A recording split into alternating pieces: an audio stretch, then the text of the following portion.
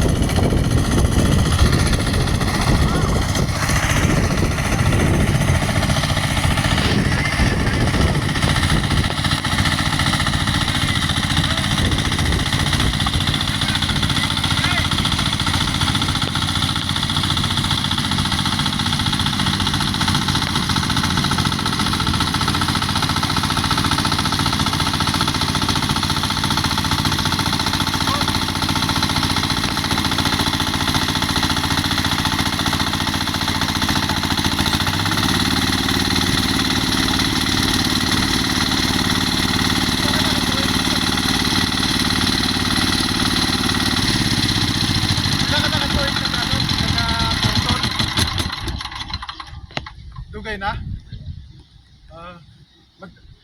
Sa ining isa ka ho kakahon pila mo kadlawan nga obra. Depende majuta Ang tuta. Sige. Shout out sa pahim sir. Shout out kay Big Boy. Diri guys nagapaturtol diri sa sa Sibuyan Island, Romblon. Big Boy, shout out sa mga kilaya mo.